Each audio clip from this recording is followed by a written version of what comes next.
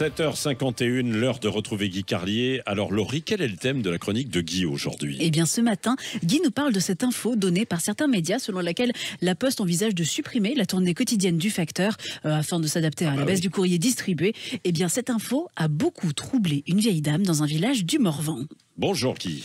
Hey, bonjour à tous, bonjour Laurie, bonjour Patrick. Berthe elle vit d'ailleurs toujours dans un village du Morvan, près de Vézelay. Oh, elle est plus toute jeune, elle est plus en pleine forme, elle passe l'essentiel de ses journées assise dans son fauteuil éversile, avec sur le bras du fauteuil un support avec une tablette pour la télécommande, son verre d'eau, son pilulier, et elle attend. Elle attendait de prendre ses émissions à la télévision, c'est comme ça que disent les anciens. C'est une belle expression. Au beau jour, la porte de Berthe était entrouverte. Il y a quelques années, la factrice arrivait à 11h30. Tout le village résonnait du générique des amours. Berthe aimait beaucoup cette émission. Elle riait quand les couples s'engueulaient. Et puis elle regardait le JT de Jean-Pierre Pernaut. Les amours, Jean-Pierre Pernaut, c'était le combo des dames âgées de province qui regardaient la télé sur de gros postes avec la photo de communion de leur fille au-dessus qui jaunissait dans un cadre mais ne venait jamais les voir. C'est pour ça que Berthe aimait bien la factrice parce qu'elle venait la voir tous les jours. Elle l'appelait ma petite factrice et chaque matin elle reconnaissait le bruit du moteur de la camionnette jaune, la portière qui claquait, les pas pressés qui montaient les 5 marches du perron, le sourire qui illuminait le salon lorsque la factrice s'asseyait devant la tasse de café et tendait son courrier à Berthe.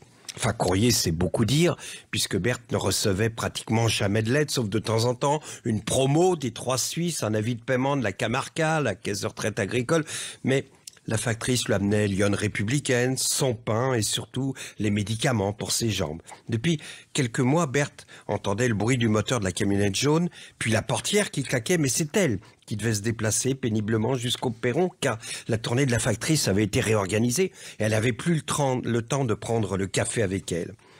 Et puis ils ont arrêté les amours. Berthe aimait bien Tex, elle le trouvait drôle, elle n'a pas compris pourquoi des gens qui regardaient jamais les amours ont demandé qu'on le mette dehors. Et puis elle ne regarde plus le JT non plus parce que Jean-Pierre Pernaut n'est plus là. La factrice non plus n'est plus là. Aujourd'hui, c'est un monsieur qui passe dans une camionnette beaucoup plus grosse. Il coince l'Yonne républicaine entre 2 lattes de la porte du jardin.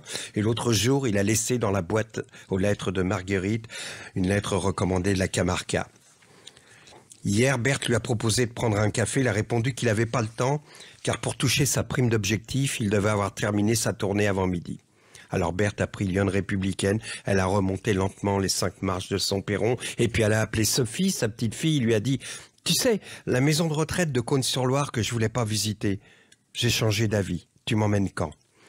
Quand j'étais petit, on écrivait au dos des enveloppes de nos lettres « Cours, cours, petit facteur, l'amour n'attend pas ». Aujourd'hui, cours, cours, petit facteur, la mondialisation n'attend pas. Tiens, voilà le facteur.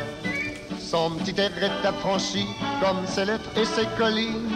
Tiens, voilà le facteur. Oui, le facteur, seule visite d'une journée, bien souvent pour beaucoup de personnes. Merci Guy Carlier et à demain. Bonne journée. Bonne journée Guy.